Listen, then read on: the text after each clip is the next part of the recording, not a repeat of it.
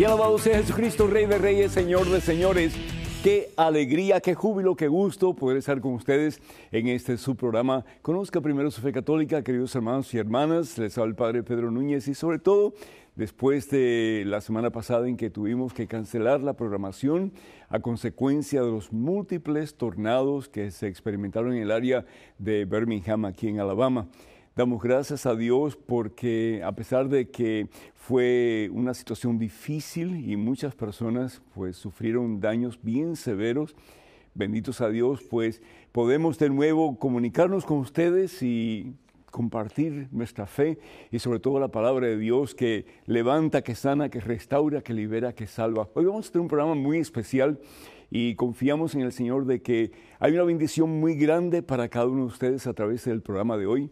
Y también pues les invitamos para que cuando sea el momento que ustedes nos llamen con sus preguntas, con sus comentarios, especialmente en referencia a la Santa Biblia y a la Santa Iglesia Católica. Así que con esto en mente, antes de hacer absolutamente nada más, hermano que me escuchas, hermana que me escuchas, hacemos un alto en nuestro acelerado caminar diario, nos ponemos en la presencia de Dios, vamos a orar. Yo te doy gracias, Padre Santo, yo te glorifico, yo te exalto, yo te alabo, yo te bendigo, especialmente en este tiempo de Pascua, en este tiempo en que celebramos el paso, y no solamente de Jesús del cielo aquí a la tierra, pero el paso con Jesús de la tierra al cielo. Un día nuestra será la visión maravillosa de tu presencia, Señor. Un día te vamos a contemplar cara a cara. Un día vamos a estar contigo, unidos para siempre, en ese lugar donde ya no habrá más llanto ni dolor, sino que gozo, felicidad eterna que es en tu presencia en el cielo. Gracias, Padre Santo, por ese regalo maravilloso que nos has hecho en Jesús, tu Hijo, nuestro Salvador. Gracias, Padre Santo, porque con Cristo hay esperanza, con Cristo Jesús hay vida nueva, con Cristo Jesús hay victoria. Yo te doy gracias, Padre, por este hermano que está viendo este programa, por esta hermana. Bendice, Señor, su corazón copiosamente, bendice su voluntad, su cuerpo, su ser, Señor. El que está enfermo, que sane. El que está atado a algún pecado, a algún vicio, que pueda ser liberado, Señor. El que se sienta caído, triste, sin esperanza, que pueda poner su confianza y su esperanza en ese en quien todo lo podemos y para quien todo es posible, que es Jesús el Señor. Bendice, Padre Santo, bendice este programa y que a través de este programa tu voz, Señor, pueda calar lo profundo de nuestro ser y podamos experimentar vida nueva, Señor. He venido para que tengas vida, dice el Señor Jesús. He venido para levantarte de tus caídas. He venido para desatarte de tus ataduras. He venido para sanar tu cuerpo, para sanar tu alma y para poner en ti un corazón nuevo. Gracias, Padre. Gracias por Jesús que ha venido para darnos esa vida nueva. Gracias, Padre Santo, porque con Cristo Jesús lo imposible se hace posible, lo increíble se hace creíble y todo lo podemos porque Jesús es el poderoso, Jesús es el Rey, Jesús es el victorioso, Jesús es el Señor y el dueño de todo. Y con Él nuestra es la victoria. Gracias, oh Dios, gracias, Señor. Bendito seas y especialmente en este santo día, Señor, en que seguimos celebrando la resurrección de Jesús y la esperanza de vida nueva. Danos, oh Dios, la certeza de que con Cristo Jesús vamos a podernos levantar una vez más y vamos a poder seguir en el camino de la vida, que al fin y al cabo es Jesucristo. A ti, Padre Santo, en Cristo Jesús, gloria, honra y honor por los siglos de los siglos. Amén, Señor. Amén. Y damos gracias, hermanos, aunque estas pues son unas llamadas un poquito ya antiguas, porque son de la semana que no pudimos venir la semana pasada y la anterior. Pero pedimos muy especialmente por Marcelo Arminio de Córdoba, Argentina, y nos unimos a él para pedir por las personas que están necesitadas de trabajo y también pues por estabilidad laboral y especialmente en Argentina. Francisco Menéndez pide por su familia y especialmente por las víctimas de los terremotos que acontecieron aquí en Alabama la semana pasada. Pues nos unimos a ti, Francisco, para orar por todos ellos. Blanca del Ecuador pide mucha oración por sus necesidades. Y Roberto Gómez de Chile vio el post que yo escribí en Facebook, en mi muro, y dice que le gustó mucho. Y lo que dije o lo que escribí acerca de Osama Bin Laden, y pide oración para que lo que yo puse se haga realidad, que todos los cristianos nos convirtamos en instrumentos de la paz de Cristo Jesús. Marta Feliciano de Nueva York pide oración por sus resultados médicos con todo gusto. Marta. Magdalena de Guadalajara, México, oramos por ti para que el Señor te guíe y te dé la sabiduría necesaria para tomar las decisiones de acuerdo a la voluntad de Dios. Y Reina Cornejo de San Francisco está enferma de la espalda y necesita trabajar. Pedimos por ti, Reina, y también por Federico Garza, que da gracias al Señor porque finalmente el Señor lo sanó de su parálisis. Y Rosa Rubio de Las Vegas pide oración por Marcos Álvarez, que el Señor le bendiga en abundancia. Y bendito sea Dios, hermanas y hermanos, estamos alegres, estamos gozosos porque creemos con todo nuestro corazón que Jesucristo no está muerto, que Jesucristo no está en una tumba, pero que Jesucristo ha resucitado. Alguien me preguntaba el otro día, me decía, Padre, ¿qué significa eso de tiempo pascual? Pascual, ese es el nombre de un señor, ese es el nombre de una persona. No necesariamente cuando hablamos de pascual, tiempo pascual, estamos hablando del tiempo de paso. Pascual viene de paso. ¿Y cuál es el paso? Jesús, que nos abre el camino al cielo. A través de su pasión, de su muerte, su resurrección, Jesús nos abre el camino al cielo para que nosotros un día con Jesús podamos dar ese paso maravilloso, ese paso grande, ese paso poderoso que es de aquí de la tierra al cielo, a la gloria, a la presencia de Dios. Por eso San Pablo dice, muerte, ¿dónde está la muerte? ¿Dónde está tu aguijón? Porque si creemos en Cristo Jesús, si estamos heridos, unidos a Cristo Jesús, hermanos, la muerte no tiene dominio sobre nosotros. La muerte solamente será un paso, una puerta que se abrirá para nosotros para poder ver a Dios cara a cara y poder abrazar a Dios con ese abrazo eterno que es el cielo, poder estar en Cristo Jesús para toda la eternidad, contemplando las maravillas de ese Dios que por amor nos ha dado vida para que en Él tengamos vida y salvación eterna. Hace un tiempo atrás, hace tal vez 2 domingos atrás, se celebró el Domingo de la Misericordia y todavía yo quisiera que nosotros hiciéramos énfasis en ese tópico importante que es la misericordia de Dios, porque como bien dice el Salmo, eterna es su misericordia no tiene límites, y ojalá que siempre estemos conscientes, hermano, de la vasta misericordia de Dios. ¿Qué quiere decir la palabra misericordia? La palabra misericordia viene de 2 palabras, miser, que significa miseria, y cor, que significa corazón. Es el corazón con miseria. O más aún, es el corazón lleno de miseria. Entonces, ¿cómo podemos decir que Dios es misericordioso? ¿Acaso Dios tiene su corazón lleno de miseria? Por supuesto que Dios, como Dios, no tiene miseria. Dios es libre de toda miseria. Pero 2 cosas maravillosas que podemos nosotros decir acerca de la misericordia de Dios. Dios se identifica con tu miseria y con mi miseria. Dios tiene compasión de ti, tiene compasión de mí. Dios no te quiere ver triste, Dios no te quiere ver caído, Dios no te quiere ver deprimido, Dios no te quiere ver sin esperanza.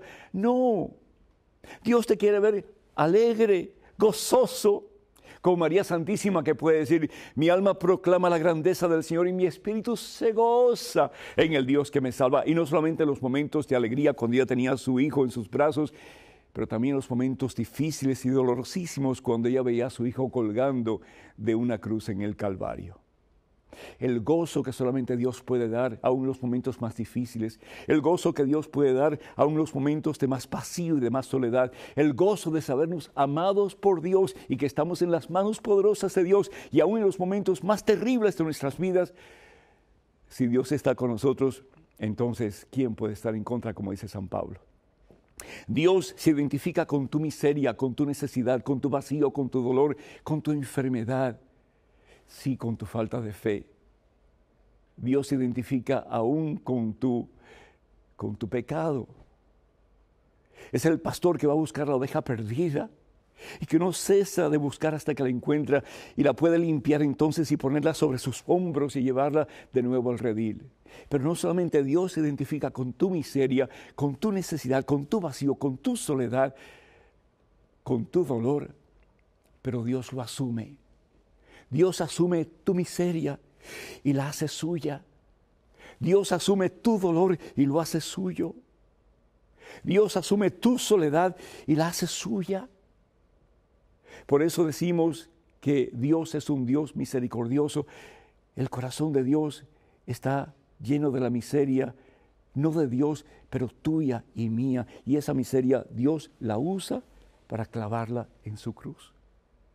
Para que ya tú no tengas miseria. Para que ya tú no sigas atado a ese pecado. Para que ya tú no sigas viviendo en esa soledad que te mata, que te destruye. Para que ya no sigas viviendo con ese rencor, o con esa soberbia, o con ese orgullo, o con esa falta de fe. Pero para que puedas tener la vida nueva que por amor Dios te quiere dar en este preciso momento. Dice Isaías, el profeta Isaías, en su capítulo 53, versículo 5, por sus llagas hemos sido sanados. Jesús no solamente se identifica con tu miseria, pero la asume. La hace suya y la clava en una cruz. La clava en una cruz. Ya no es tuya. Hermano o hermana que me escuchas, si tú así lo deseas, desde este momento en adelante, ya tú no tienes que vivir en miseria. Ya tú no tienes que vivir acongojado todo el tiempo, triste todo el tiempo, deprimido todo el tiempo, sin esperanza todo el tiempo. Jesucristo ha resucitado y Él quiere levantarte de tu miseria, sacarte de esa tumba en que estás metido, no mañana, sino que en este preciso momento, y darte la oportunidad de un nuevo comienzo. ¿Cómo no estar alegres? ¿Cómo no regocijarnos? ¿Cómo no decir como María Santísima, mi espíritu se goza en el Dios que me salva? Si la misericordia de Dios es infinita, y Él no solamente se une a mi miseria, pero toma mi miseria, la asume como de Él, para liberarme a mí y darme a mí vida nueva en este preciso momento. Padre Todopoderoso, da esa vida nueva a este hijo, esta hija tuya que está escuchando estas palabras, y que desde este momento en adelante, porque es eterna tu misericordia, comencemos a vivir una vida alegre, una vida gozosa, una vida nueva en Cristo Jesús, para siempre, Señor. Para que nos llamen en Estados Unidos, el teléfono es el 1-800-221-9460. 1-800-221-9460. Llamadas internacionales, por favor, marquen el número 1-205-271-2980. 1-205-271-2980. Vamos a una pausa, pero regresamos en cuestión de momentos. Así que, hermanas y hermanos, por favor, no se vayan, quédense con nosotros.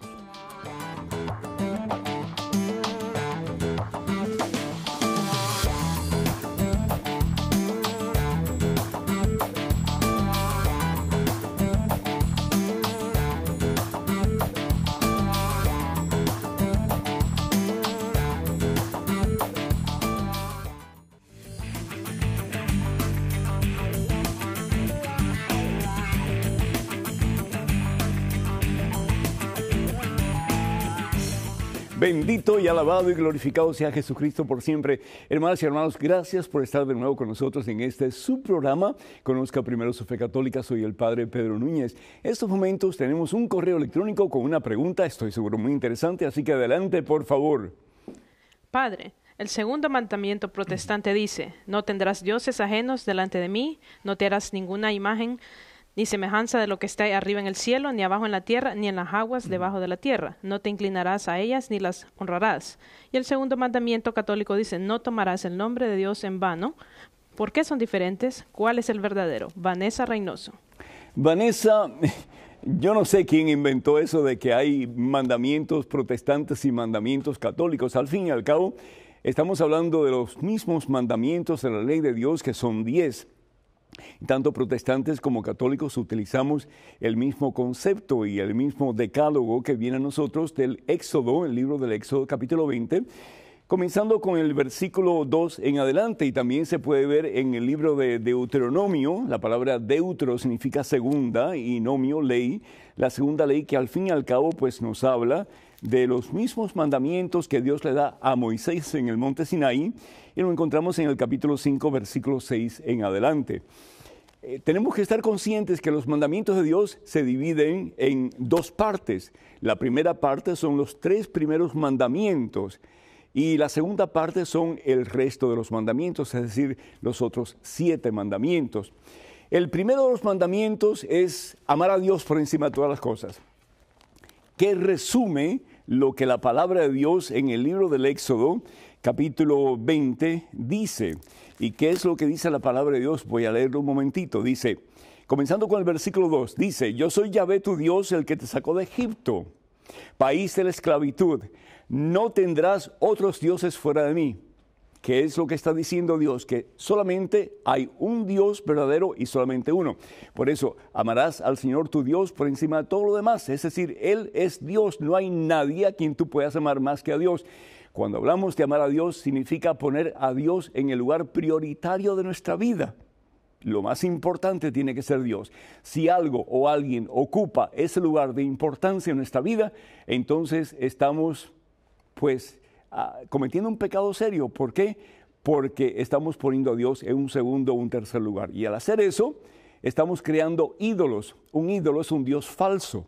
Y por lo tanto el Señor dice, no tendrás otros dioses fuera de mí. No te hagas estatua ni imagen alguna de lo que hay arriba en el cielo, abajo en la tierra o en las aguas debajo de la tierra. ¿Por qué dice esto el Señor a Moisés? Porque era costumbre que los israelitas en aquellos tiempos estaban saliendo de los extractos de sociedades paganas, es decir, tenían una multiplicidad de dioses, eran politeístas, y entonces ellos hacían imágenes, y en cada imagen ellos pensaban que había un dios diferente, y adoraban a cada uno de esos dioses. ¿Para qué? Para pedir favores de esos dioses. Y dice la palabra de Dios, no te postres ante esos dioses, dioses paganos, dioses que nada tienen que ver con el único y verdadero Dios, y no les sirvas, porque yo, Yahvé tu Dios, soy un Dios celoso. Entonces, ese es el primer mandamiento. Amar a Dios por encima de todas las cosas. Lo pongamos en esta forma, o digamos, el primer mandamiento es amarás a Dios por encima de todas las cosas, es la misma cosa. Después de eso, el segundo mandamiento, y es el segundo mandamiento de la ley de Dios, es no tomes en vano el nombre de Dios, no tomes en vano el nombre de Dios. Y el tercer mandamiento es acuérdate del día sábado, es decir, del Shabbat. La palabra sábado significa descanso, en hebreo se pronuncia Shabbat, se dice Shabbat, pero significa eso, es el día para glorificar a Dios, el día para acercarme a Dios sobre todo, no solamente a mi persona, pero a mi familia también. Es el día para la iglesia, es el día para orar en comunidad con mis hermanos, es el día para hacer obras de caridad, como bien decía su santidad Juan Pablo II, que hoy día es beato, bendito sea Dios. Es el día para hacer obras de misericordia, es el día para hacer obras de misericordia. Entonces, esos primeros 3 mandamientos apuntan hacia Dios. Los otros 7 apuntan hacia el hermano, como por ejemplo, no matarás, no robes, no codices la casa de tu prójimo, no desees la mujer de tu prójimo, todas esas cosas. Así que son los mismos mandamientos y al fin y al cabo vienen de la misma raíz que es la Santa Biblia. En estos momentos tenemos otro correo electrónico con otra pregunta, así que adelante, por favor. Padre Pedro, ¿es cierto que Jesús, nuestro Señor, ya vino a la tierra una segunda vez, por lo tanto, no vendrá de nuevo? Las siguientes citas bíblicas hablan de la venida de Cristo. Lucas 21:7, Jeremías 25:33, Mateo 24:33 y 36, Hechos 1 del 9 al 11. Agradeceré mucho, aclare mis dudas. Carlos Contreras. Carlos, no sé, en esta de aquí, ¿verdad? Carlos, muchísimas gracias por tu pregunta, pero yo no sé de dónde tú has sacado que ya Jesús vino por segunda vez. Una cosa antes de continuar, Carlos, y todas las personas que me están escuchando tengan mucho, pero mucho cuidado de lo que ustedes escuchan y de parte de quien escuchan lo que escuchan. El Señor Jesús nos dice que van a venir muchísimos maestros y muchísimos profetas que son falsos y van a tratar de desviarnos y llevarnos al error. El mismo San Pablo en su carta a los Efesios nos asegura de que nosotros, si no estamos cimentados en Jesucristo, vamos a tener problemas porque cualquier oleaje o viento de doctrina nos va a llevar hacia el error. Jesús vino por primera vez. Jesús vino, nació de María Santísima. Jesús creció, Jesús predicó, Jesús hizo milagros. Eso es precisamente lo que los evangelios nos hablan de la vida de Jesús, de las grandezas de Jesús, de la misericordia de Jesús y cómo Jesús por amor se entrega su vida, por amor a ti, por amor a mí, lo da todo hasta la última gota de su sangre. Jesús padece por amor a ti, por amor a mí. Jesús muere por amor a ti, por amor a mí. Y Jesús resucita porque Él es Dios y resucita para que también tú y yo un día podamos resucitar total y completamente en su presencia y estar en su presencia para toda eternidad. Pero Jesús no ha venido por segunda vez. Yo estoy leyendo aquí en estos momentos unos pasajes que tú me das, que es Lucas capítulo 21, y lo que habla precisamente es de que el Señor va a venir, el Señor va a venir, y tanto así que dice en el versículo 25, entonces habrá señales en el sol y la luna y las estrellas, etcétera, ¿verdad? La gente se morirá de espanto. Y sigue diciendo el versículo 27, y es en ese preciso momento que verán al Hijo del Hombre venir en la nube con gran poder e infinita gloria. Es decir, Él está hablando acerca de su segunda venida, pero su segunda venida no ha acontecido todavía. Si nosotros vamos al Evangelio según San Mateo, que fue otro que tú mencionaste, también habla de lo mismo, habla de la segunda venida, de su segunda venida. Y dice el Señor, dice en el versículo 24, capítulo 24, dice, en verdad les digo, no pasará esta generación, es decir, este tiempo. Nosotros estamos en la última generación, estamos en el tiempo final. No estamos en el fin del mundo, pero sí estamos en el tiempo final. Y dice el Señor Jesús, pasará el cielo y la tierra, pero mis palabras no pasarán. Y dice en el versículo 36, en lo que se refiere a ese día, es decir, el día de la segunda venida, cuando Jesús vendrá de nuevo, y cuando vendrá, hablando del mismo, nadie lo sabe, ni siquiera los ángeles de Dios, ni aún el Hijo, refiriéndose al mismo, sino que solamente el Padre. Y lo que Jesús aconseja es una cosa, Carlos y todos nosotros, que podamos prestar atención, que vendrá cuando menos lo esperamos. Vendrá como ladrón en la noche, cuando menos lo esperamos. Por lo tanto, pide al Señor que siempre estemos alerta. En estos momentos, otro correo electrónico. Adelante, por favor. Estimado Padre Pedro, en un programa anterior, usted contestó a una mujer que se encontraba en concubinato.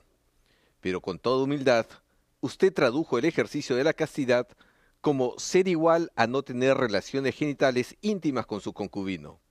Soy médico pediatra y la castidad no es sinónimo de continencia. La castidad es lo que la Santa Madre Iglesia les pide a todos los creyentes y personas de buena voluntad. Yo puedo ser continente y no ser casto. La castidad es el modo, la manera, el espíritu, mejor aún, la pureza y limpidez del alma de cada consorte con la cual deben vivir todas sus relaciones conyugales íntimas, algunas continentes, la mayoría, y otras no continentes. Doctor Hugo Núñez.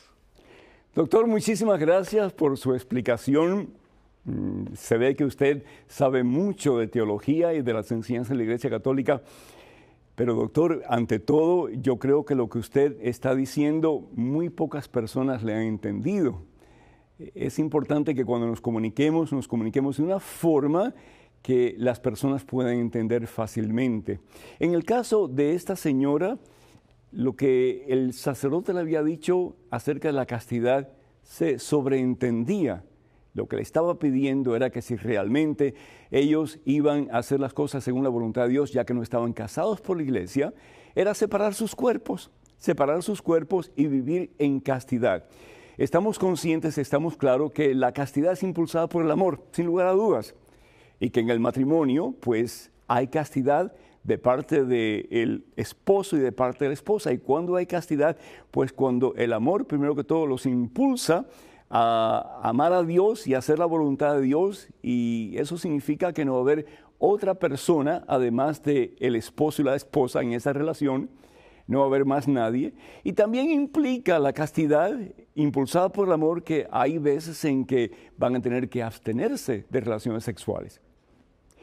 En el caso de los no casados, pues la castidad impulsada de nuevo por el amor implica que se van a mantener célibes, se van a mantener sin tener relaciones sexuales hasta que se puedan casar delante de Dios, es decir, pues formar su matrimonio ante los ojos de Dios, bendecido por Dios, es decir, vivir el sacramento matrimonial. Entonces, es importante lo que yo le dije a esta señora.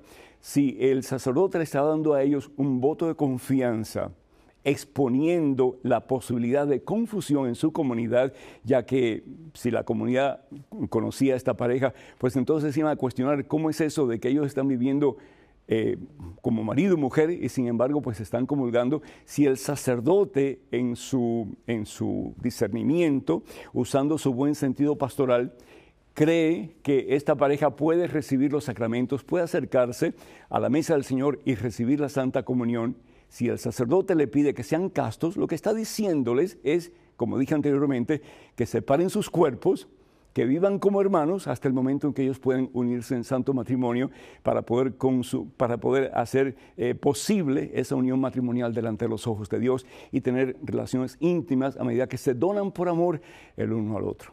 Así que muchísimas gracias por su comentario, doctor, pero creo que lo que dije estaba bien y me alegro mucho que haya pues enviado esa carta porque tengo la oportunidad entonces de aclarar un poquito más. Que Dios me lo bendiga. Para que nos llamen a Estados Unidos, el teléfono es el 1-800-221-9460. 1-800-221-9460 y llamadas internacionales, por favor, marquen el número 1-205-271-2980. 215-271-2980. Esperamos sus llamadas. Vamos a una pausa, regresamos en cuestión de momentos. Así que, hermanas y hermanos, por favor no se vayan, quédense con nosotros.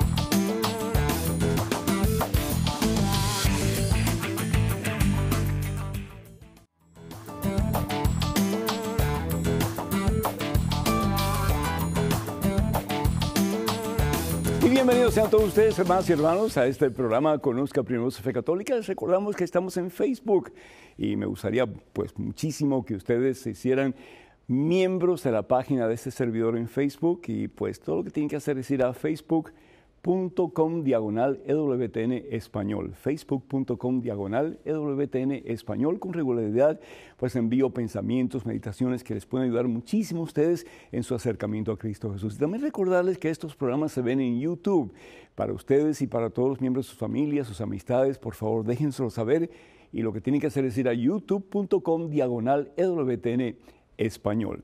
Así que con eso en mente, pues vamos a continuar este programa y creo que tenemos a una persona que está esperando en línea telefónica, a ver si podemos hacer contacto con esa persona. Si no, pues entonces vamos a ir a la próxima pregunta. Sí, tenemos ya el contacto. ¿Con quién hablo, por favor?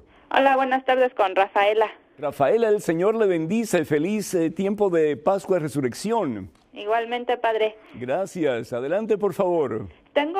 Mi duda es sobre las indulgencias, que Sí. ahora para el Día de la Misericordia nos dijeron en misa que eran indulgencias plenarias, pero yo traté de investigar así bien los requisitos y qué se necesitaba hacer para ganar las indulgencias, Sí. porque comentó el padre en misa que también se podía hacer por los difuntos. Claro, Pero claro. no he encontrado algo así que me parezca confiable, porque en un lado encuentro una cosa y en otro otra, entonces me gustaría que me aclarara bien sobre las indulgencias y también su origen. Muchísimas gracias, que el Señor la bendiga y gracias por su llamada. Ante todo, tenemos que estar conscientes de que lo que hace Jesús cuando viene a este mundo es a liberarnos, a darnos la posibilidad de una nueva vida, un nuevo comienzo en todo el sentido de la palabra, más cerca de Dios que nunca antes en la existencia del ser humano. Cuando el Señor está a punto de preparar su iglesia, de preparar todo para que su iglesia continúe, Él le pregunta a sus discípulos, ¿quién dice la gente que soy yo?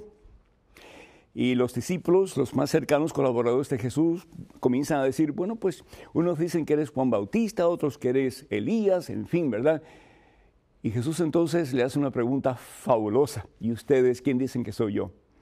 En ese momento nos dice la palabra de Dios que Pedro, uno de los discípulos de Jesús, le dice al Señor, le dice, tú eres el Hijo de Dios que vive.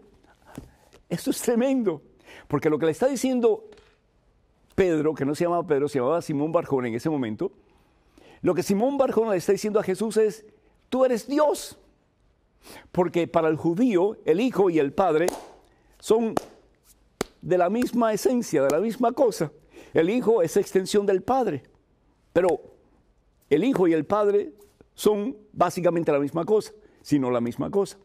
Cuando Simón Barjona le dice a Jesús, tú eres el Hijo de Dios vivo, lo que le está diciendo es, tú eres Dios, tú eres Dios.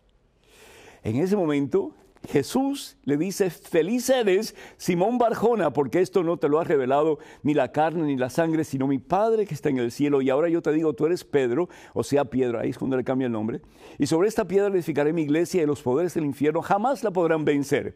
Yo te daré las llaves del reino de los cielos. Ah, la llave, lo que tiene autoridad para abrir y para cerrar. Lo que ates en la tierra quedará atado en el cielo, lo que desates en la tierra será desatado en el cielo. Y es precisamente eso lo que Jesús hace con sus discípulos el día de su resurrección, el primer día de la semana, el día domingo, cuando se presenta a los discípulos a puertas cerradas y les dice a ellos, fíjense qué hermoso, Evangelio según San Juan capítulo 20, versículo 21 al 23.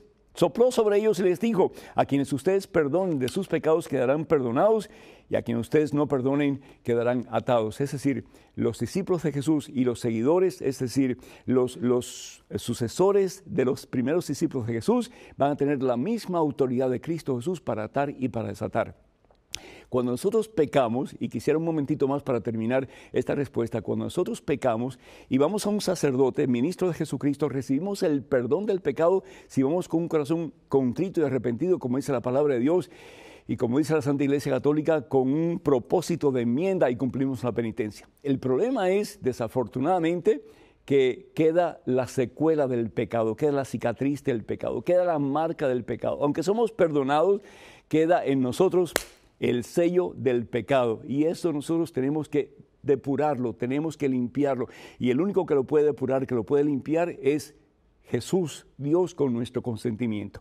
Decía San Agustín, el Dios que te creó sin tu consentimiento no te puede salvar sin tu consentimiento. Entonces, las indulgencias lo que hacen es que a través de nuestro consentimiento, con la voluntad de Jesús, con el poder de Jesús, para liberarnos completamente y depurarnos y hacernos criaturas nuevas, nosotros podemos quitar esa cicatriz, esa secuela de nuestra alma y experimentar total vida nueva. Cada obispo y cada conferencia de obispo de cada país tienen sus indulgencias y los métodos que hay que utilizar. Básicamente es el confesarse, el recibir la Santa Comunión, el hacer algún tipo de oración que recomiende los obispos o el obispo local, y también pues algún tipo de acto de misericordia. Ojalá que usted pueda comunicarse con el obispado de su lugar en particular para que ellos le digan detalladamente lo que hay que hacer. Tenemos en estos momentos otra pregunta. Adelante, por favor. Padre Pedro, he leído la historia de Pablo, pero quisiera saber más de él. Antes de que tuviera ese encuentro con Jesús, por ejemplo, ¿Saulo solo escuchó la voz de Jesús? ¿Lo conoció? ¿Por qué dicen que tenía celo de la ley de Moisés? ¿Creía en Dios pero no en Jesús? De antemano, gracias por su ayuda. Jorge Morales, Vista, California. Gracias, Jorge, el Señor te bendiga. Y yo creo que tenemos que estudiar un poquito más la vida de los santos, porque tenemos que ponerla en práctica. Me gustaba siempre y me sigue gustando aquella frase de su santidad Juan Pablo II que decía, especialmente sobre María, no le pidan tanto, está bien pedirle, pero no le pidan tanto, más bien imítenla, más bien imítenla. Y pues eso es lo que Dios quiere a través de su iglesia, la Iglesia Católica, que nosotros hagamos, que imitemos más la vida de aquellos que ya han alcanzado la corona, que es el cielo. Han alcanzado la corona, que es el cielo. Y Pablo ha sido uno de esos hombres fabulosos esos pilares de la iglesia, que a través de su ejemplo, de sus enseñanzas, de su sacrificio y de su entrega y rendimiento a la voluntad de Dios, ha alcanzado el cielo. Pero Pablo no siempre fue un hombre cristiano. Pablo no siempre fue un hombre que luchó para que Cristo fuera conocido. Hubo un tiempo en su vida en que Pablo pues realmente persiguió, pero poderosamente, severamente, la iglesia de Jesucristo. Y me gustaría mucho que vieras entonces los Hechos de los Apóstoles capítulo 7, en que habla acerca del martirio de el primer hombre que dio su vida por amor a Jesucristo, que fue Esteban, a quien conocemos como San Esteban, el primer mártir de la iglesia. Y ahí estaba Saulo, nos dice la palabra de Dios, ahí estaba Saulo, y Saulo estaba viendo lo que estaba aconteciendo, y sin embargo, pues Saulo estaba a favor de lo que estaba pasando. Nos dice la palabra de Dios en los Hechos de los Apóstoles, en el capítulo 7, precisamente, que Saulo presenció lo que había sucedido, y dice la palabra de Dios que Saulo estaba a favor de que mataran a Esteban. Pero sin embargo vamos al capítulo 9, en el capítulo 8, versículo 1 dice, Saulo estaba allí y aprobaba el asesinato. Capítulo 8, versículo 1 de los Hechos de los Apóstoles, Saulo estaba allí y aprobaba el asesinato. En el capítulo 9 habla de la conversión de Pablo. Pablo está camino a Damasco, y ¿qué es lo que Pablo quiere hacer? Es terminar a los cristianos, destruir la iglesia de Jesucristo. Dice la palabra de Dios, versículo 1, Saulo no desistía de su rabia, proyectando violencia y muerte contra los discípulos del Señor. Y en el versículo 3 dice, mientras iba de camino ya cerca de Damasco, le envolvió de repente una luz que venía del cielo, cayó al suelo y oyó una voz que le decía, Saulo, Saulo, ¿por qué me persigues? Y él le pregunta, ¿quién eres? Y responde la voz, yo soy Jesús, a quien tú persigues. Acuérdense, cuando perseguimos a la iglesia de Jesucristo, cuando hablamos mal de la iglesia de Jesucristo, cuando criticamos la iglesia de Jesucristo, estamos persiguiendo al mismo Jesús. Y dice la palabra de Dios que después fue guiado por el mismo Señor a un hombre de Dios, un hombre santo llamado Ananías, que oró por él, y las escamas de sus ojos cayeron, y Saulo pudo ver por primera vez no solamente el mundo como lo había visto anteriormente, pero la vida de acuerdo a la voluntad de Dios. Y se convierte en uno de los grandes guerreros del Evangelio y proclama a tiempo y a destiempo que Jesucristo vive y que Él es el Señor. En estos momentos otro correo electrónico con otra pregunta. Adelante, por favor. Padre Pedro, yo no estoy bautizada y tengo 16 años. Me dicen que Dios no me tiene en cuenta. ¿Eso es cierto? Dania, México. Dania, Dios no te tiene en cuenta y Dios murió por ti. ¿Cómo puedes decir eso? Jesucristo dio su vida por ti, Dania. Y la dio hasta la última gota de su sangre, por ti específicamente y por cada uno de nosotros individualmente y personalmente, para que todos en Cristo Jesús tengamos vida y salvación eterna. Dios te ama con amor eterno, con amor sin límites. Eterna por ti es su misericordia. Y sabes una cosa, que Dios te ama a ti. Yo estoy seguro que tú sin culpa alguna, pues no has sido bautizada, pero ama al más vil de los pecadores, ama a la persona que más lo ha ofendido, que más ha lastimado el corazón de sus semejantes, porque eterna es su misericordia. Pero ¿sabes una cosa? Dios lo que nos pide es un cambio, un constante cambio. Y por eso Jesús da su vida por nosotros, para que nosotros tengamos la fuerza en Cristo Jesús para acercarnos más a Él y comenzar una vida nueva. No te has bautizado, pero nunca es tarde si la dicha es buena. Y ¿sabes una cosa? El bautismo es de gran importancia. Primero que todo, porque nos une a ese que es la fuente de vida eterna, que es Jesucristo. Dice el Señor Jesús en el Evangelio, según San Juan, capítulo 14, versículo 6, yo soy el camino, yo soy la verdad, yo soy la vida. Nadie va al Padre sino a través de mí. Qué hermoso si tú te bautizaras. ¿Para qué? Para caminar en el camino que te da la vida eterna, que es Jesucristo. Qué hermoso si tú al bautizarte te das cuenta que te adhieres a Cristo Jesús, como dice San Pablo en su carta a los Romanos capítulo 6. Te injertas en Cristo Jesús. ¿Para qué? Para morir al mundo y comenzar una vida nueva en Cristo Jesús. Ya caminando en pos de la meta que Dios tiene para ti, que es su gloria, que es el cielo. Entonces te invito a que te bautices, que te prepares y además de eso, al bautizarte en la Iglesia Católica, vas a ser un miembro más de la Iglesia de Jesucristo, la Iglesia que Jesús funda sobre Pedro y los demás apóstoles, que es la Iglesia Católica. Ojalá que así lo hagas. Para que nos llamen a Estados Unidos, el teléfono es el 1-800-221-9460. Repito, 1-800-221-9460. Y llamadas internacionales, por favor, marquen el número 1-205-271-2980. 1-205-271-2980. Vamos a una pausa, esperamos sus llamadas. Regresamos pronto, así que hermanas y hermanos, por favor no se vayan, quédense con nosotros.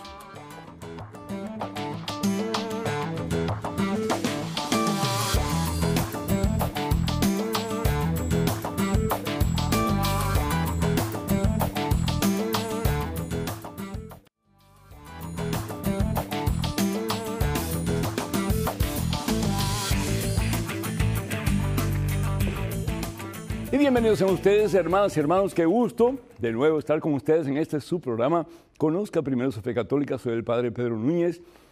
Tengo un dulce en la boca porque tenía la garganta un poco maluca, pero bueno, bendito sea Dios. Qué rico gastarse en servicio al Señor y a todos ustedes también. Tenemos a Lila de New York en el teléfono. Lila, ¿me escucha? Sí, lo escucho, padre Pedro. Mucho gusto, que el Señor la bendiga. Sí, lo escucho, padre Pedro. Bienvenida y feliz tiempo de resurrección. Oh, gracias, amén, padre Pedro. Un abrazo bien grande para usted. Gracias. Perdone que estoy un poco fónica, estoy ronca. Estamos por el estilo, entonces. Estamos por el estilo. Diga usted, Lila. Ok, mi pregunta es, yo quiero saber si el agua bendita vence. Él sigue hablando. Sí, sí le escucho. Sí. Vence en un año, o sea que el siguiente año ya esa agua no sirve. Muchísimas gracias, muy interesante su pregunta, Sai. Yo he hecho el experimento y puedo asegurarle que el agua que es bendecida no caduca. El agua que es bendecida no se pudre. Esto es maravilloso. Pero hagan la prueba y lo van a ver. Por lo menos yo he hecho las pruebas en varias ocasiones y el agua bendita no se pudre, no caduca, no vence. Así que la puede usar todo el tiempo que usted quiera. El agua bendita se utiliza para bendecir el hogar, para bendecir a las personas, para bendecir el automóvil. Es decir, cuando hablamos de bendecir, estamos hablando de consagrarle ese objeto o esa persona al Señor. Entonces, qué bueno que podemos tener agua bendita con nosotros para que las cosas que tenemos y aún nuestros seres queridos y nuestras propias personas, que podamos bendecir en el nombre del Señor y consagrar a esa persona cada día, ese objeto cada día, a la misericordia de Dios nuestro Señor. Bendito sea Dios. Muchísimas gracias por su pregunta, por su interesante pregunta. Tenemos en estos momentos un correo, así que adelante, por favor. Saludos, Padre. ¿Es el Padre el único Dios verdadero?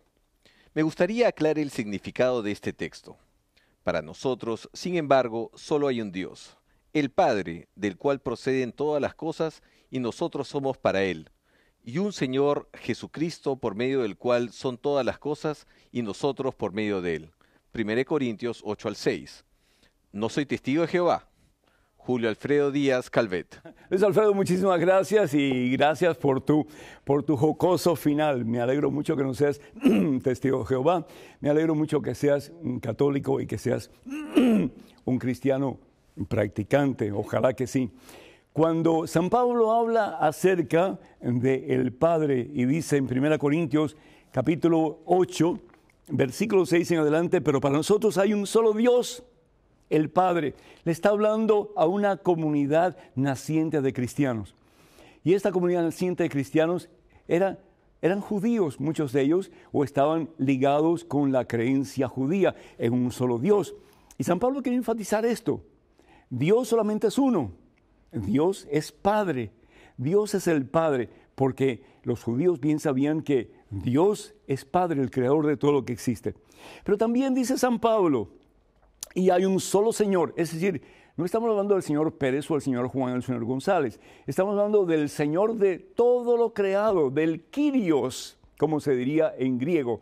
Es decir, del que ha hecho todo. ¿Y quién ha hecho todo? Dios. ¿Quién puede crear? Dios y solamente Dios. Dice, por lo tanto, San Pablo, y hay un solo Señor, un solo Kyrios, Cristo Jesús. Todo depende de Él y de Él dependemos todos. Cuando San Pablo habla de Jesús, Jesús es Dios para San Pablo. Si nosotros vamos a la carta de San Pablo a los Filipenses, en el capítulo 2, versículo 6, dice la palabra de Dios, dice San Pablo, dice, Él compartía, ¿quién es Él? Jesús. Él compartía la naturaleza divina igual a Dios por propio derecho. ¿Por qué? Porque Jesús es Dios. Para San Pablo, y esto que quede bien claro, Jesús es Dios. De nuevo, en Dios hay tres personas, pero un solo Dios verdadero, y eso es lo que quería recalcar y reafirmar San Pablo. Correo electrónico en estos momentos, adelante, por favor. Padre, necesito su ayuda porque mientras más me acerco a la Biblia, más dudo de su existencia. ¿Cómo fue posible de que la ballena se haya comido a Jonás y se quedara 3 días ahí? ¿O cómo es posible que Jesús en el desierto no haya comido por 40 días? ¿O que Noé haya vivido 600 años, si es imposible? Por favor, explíqueme, pues no quiero perder mi fe. Bendiciones, Alejandro, 12 años, Veracruz, México. Alabado sea Jesucristo. Alejandro, que tiene 12 años de edad, escribe esta carta. Alejandro, yo te felicito y doy gracias a Dios porque estás leyendo la Biblia, quieres aprender, conocer más la palabra de Dios. Primero que todo, el que no entiendas no quiere decir que vas a dudar de la existencia de la Biblia, porque dudes o no dudes, la Biblia existe. Lo que tú estás diciendo es que dudas de la credibilidad de la Biblia, es decir, de que la Biblia sea creíble. Y a veces cuando no entendemos algo, pensamos, bueno, ¿será cierto? ¿Será no cierto? Tenemos que estar conscientes de varias cosas, Alejandro, entre ellas de que la Biblia no necesariamente, su contenido en su totalidad, es un libro histórico. Hay diferentes tipos de estilos de escritura en la Biblia. Y uno de los estilos de escritura en la Biblia, además del histórico, es el didáctico, es decir, el que nos enseña cosas maravillosas para nuestro propio bien y para nuestra salvación. Por ejemplo, hay muchas ilustraciones que usa Jesús en la Biblia que se llaman parábolas, que no necesariamente son históricas, sino que son enseñanzas didácticas, perdón la redundancia, que nos ayuda a comprender mejor el mensaje de nuestro Señor Jesucristo. Entre ellos encontramos, por ejemplo, la parábola de Lázaro y el rico en el Evangelio según San Lucas, capítulo 16. Lázaro y el rico tal vez nunca existieron, pero sin embargo, Jesús utiliza esos personajes para enseñarnos una gran lección, que nosotros tenemos la necesidad y tenemos la responsabilidad de cuidar de aquellos especialmente que más necesitan de nosotros. Yo quiero también decirles, por ejemplo, cuando hablamos del número grandioso en que muchos de los caracteres del Antiguo Testamento vivieron 400, 500, 600 años, eso no quiere decir que vivieron esos años. Lo que quiere decir es que estuvieron más cerca de Dios. El número 1000 para los antiguos era el número que simbolizaba a Dios. Y cuando ponían una fecha de un número de años de una persona, lo que indicaba era que mientras más cerca esa cantidad de años, lo que significaba era que más cerca de Dios estaba. Entonces, que quede claro que, por ejemplo, Noé, que vive 600 y tantos años, no es que Noé vivió toda esa cantidad de años. Sin embargo, lo que quiere decir el escritor bíblico es que Noé estuvo muy cerca del Señor. Mientras más cerca del número 1000, más cerca del Señor, se consideraba que esa persona estaba. La otra cosa es importante, 40 años, por ejemplo, los 40 días que Jesús pasa en el desierto. El número 40 es símbolo de cambio. Los judíos, cuando estuvieron 40 años en el desierto, lo que quiere decir la palabra de Dios es que hubo un cambio de estar errantes fuera del camino hasta que por fin encuentran el camino para la tierra prometida. Después de los 40 años, 40 días estuvo Jesús, un cambio en la vida de Jesús, desde el momento en que Él no predica la palabra de Dios hasta el momento en que Él predica la palabra de Dios, y la predica en su totalidad porque al fin y al cabo Él es la palabra de Dios, Él es el verbo hecho carne. Desafortunadamente el tiempo se nos termina, hermanos y hermanos, tenemos algunas preguntas, muchas de ellas. Por ejemplo, ¿qué significa hiperdulia? Y la pregunta María de Varela de Venezuela. Dulia significa veneración, hiper significa en este caso especial, una especial veneración, y quien merece esa especial veneración es María Santísima. A María no la adoramos, a María la veneramos en una forma especial. Ella es la llena de gracia y es la mujer a quien debemos de imitar, como decía su santidad el beato Juan Pablo II. Miguel García de North Carolina dice que los protestantes dicen que todos somos santos. Pues santos con S minúscula, la palabra santos con S minúscula la emplea San Pablo especialmente en su carta a los filipenses para recordarnos que somos unidos al santo a través del bautismo, y ese que es el santo es Jesucristo. Pero también San Pablo en su carta a los Filipenses capítulo 3, versículos del 10 al 14, nos dice que él está buscando esa cercanía con el Señor y espera encontrarse con el Señor en algún momento, pues en el futuro. Es decir, tener esa íntima comunión con Él. Este fin de semana voy a estar en Dallas en un retiro para parejas, para matrimonio, así que le pido sus oraciones a todos ustedes. Quiero también recordarles que la siguiente semana vamos a tener un programa pregrabado desde Loreto, Italia, y va a estar muy hermoso porque hay muchas cosas que ustedes van a conocer a través de ese programa. Y también quiero decirles que en octubre, con el favor de Dios, a finales de octubre, comenzando el 21 de octubre de este año, vamos a tener un preciosísimo peregrinaje a Grecia y a Tierra Santa. Para más información, comuníquense con Mensaje yendo a la página web de Mensaje, que es mensaje1.com. Que el Señor los bendiga en superabundancia en este día por siempre, y que les dé la alegría de este tiempo de resurrección, y que la misericordia del Señor inunde sus corazones en este día por siempre, en el nombre del Padre, del Hijo y del Espíritu Santo. Amén. Hasta el próximo miércoles, Dios mediante.